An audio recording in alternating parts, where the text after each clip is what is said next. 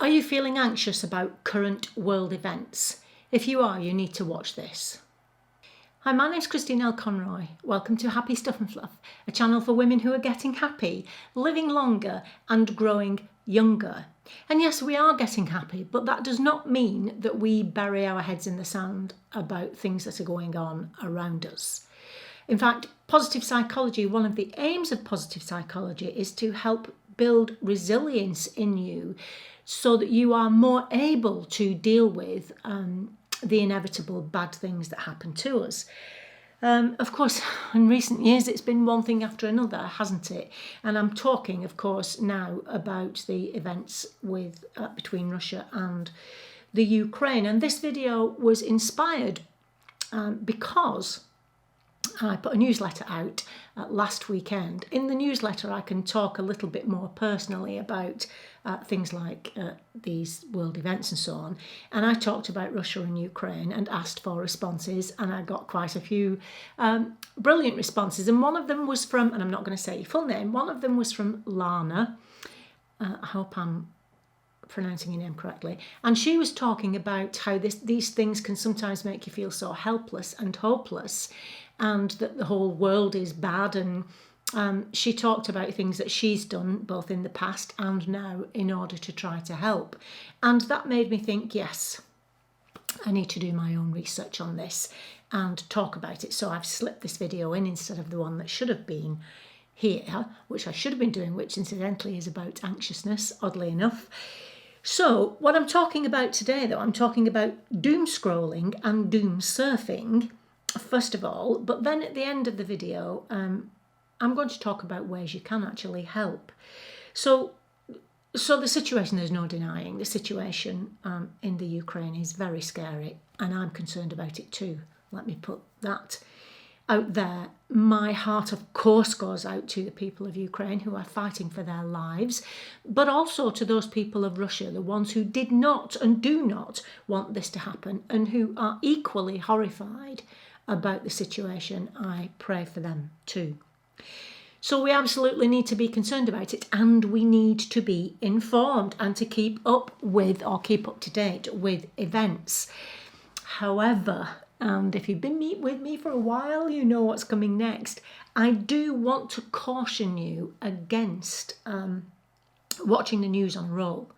And in case you didn't know, these words are new to me, they may be new to you too. Doom scrolling and doom surfing, that's what we're talking about. So whether you do this by scrolling on your phone or surfing on the internet, it's watching the news on a roll that we're talking about. Now, those terms were coined during COVID-19 because apparently this is what we were doing relentlessly all the time. And we are paying for that now. We're paying for that now. The thing is that we are compelled to do it, aren't we? There's this compunction to keep your eyes on the news to see what's happening. Why? Why? Well, it's a coping mechanism. We are monitoring. What we're doing is trying to get some sense of control of the situation by getting as much information about it as we possibly can. Of course, it can make you feel safer doing that, and also for a short while, it kind of puts your own problems into perspective, doesn't it?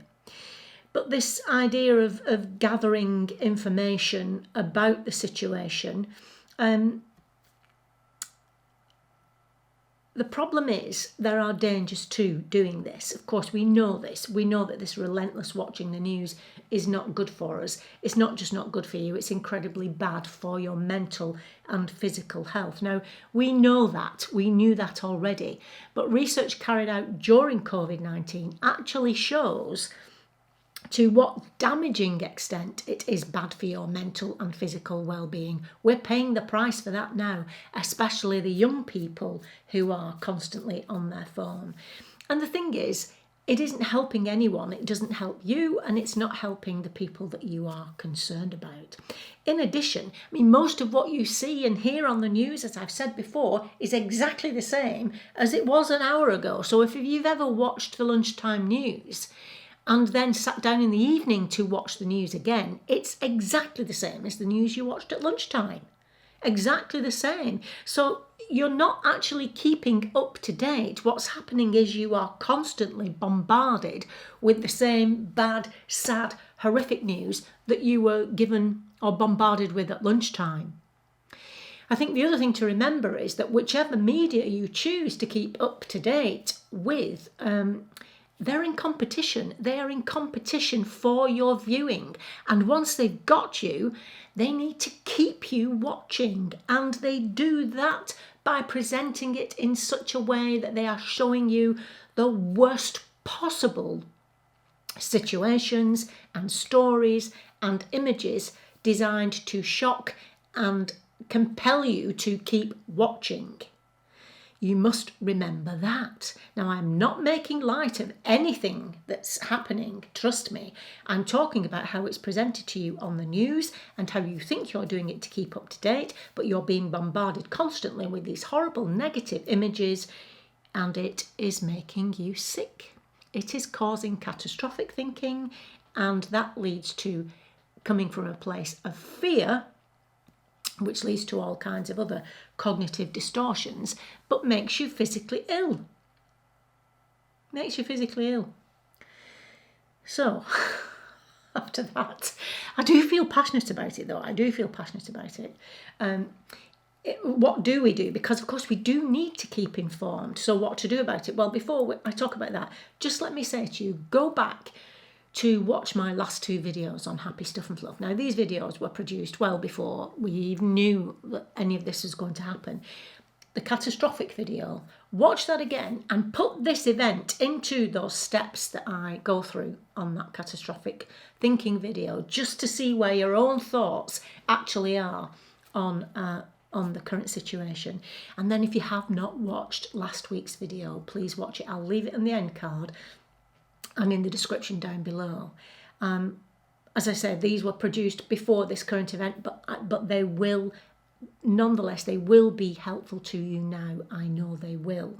So that's the first thing, watch the last 2 videos. But then choose your own. If you want to stay informed, choose your own trusted media to stay informed. Once a day. Just once a day, not every hour on the hour, once a day. And, you know, I mean, if anything major was to happen, there would be breaking news bulletins and it would reach you without you having to seek it out. So watch your own trusted media or read your own trusted media, but I implore you not to do that after 10 o'clock at night. Let's say you go to bed at 11. Don't watch the news after 10 o'clock at night, because if you do, it will fill your mind with horror and negativity, and you won't be able to sleep. And that's when the gremlins come out and everything will be 10 times worse than even it is, and you'll wake up depressed in the morning. That's why I want you to watch the 3 good films, the 3 good things video. Please watch that. And finally, one of the best ways, as I've said before, to ease concerns or ease worries, and certainly to help with cognitive distortions, is to take action. Take action so that you don't feel helpless and hopeless. Let's ease those feelings, and you will even be able to help the people who are suffering. Lana talked about, when she responded to me, the kind of things that she did to try to help in situations like this. I started to do my research, and I watched a video by one of my trusted media, who is Dr. John Campbell. I've talked about him before on this channel. It was him I listened to through COVID. He's a medical analyst, and his recent video, he talked for over an hour to a philosopher by the name of Vlad Vexler, and he happens to be half Russian and half Ukrainian, and they talked at great length about the mental health, because, as I say, John Campbell's Dr. John Campbell's channel is about health. They talked at length about the mental health of Vladimir Putin, but it gives such it puts things into context in that sense, but gives a little bit of understanding possibly of his way of thinking that may have led to this, or what his agenda might be, or how he thinks about things. It gives us a bit of an understanding of Putin's frame of mind, if that's at all possible. More importantly than that, Vlad Vexler listed 3 or 4 things that we people in the West can do if we want to help the people of Ukraine. I'm going to leave that list down below in the description. Please have a look at that. If you feel you want to help in any way, then these are trusted links. I trust Dr. John Campbell implicitly. Follow the links and see if there's something there that you think you could do that would help the people of Ukraine, but would also help you, stop you from feeling helpless and hopeless, which will go some way for you to feel a little bit more in control, that there is something that you can do, and ease your mind just a little bit.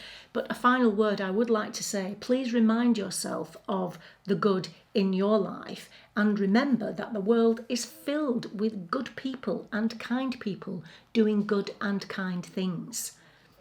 And it's also much easier to deal with the bad stuff when you know that there's good stuff going on too. I'll see you next time. Until then, remember that on the Happy Stuff and Fluff, we're getting happy, living longer and growing younger. And I'll see you next time. Bye-bye.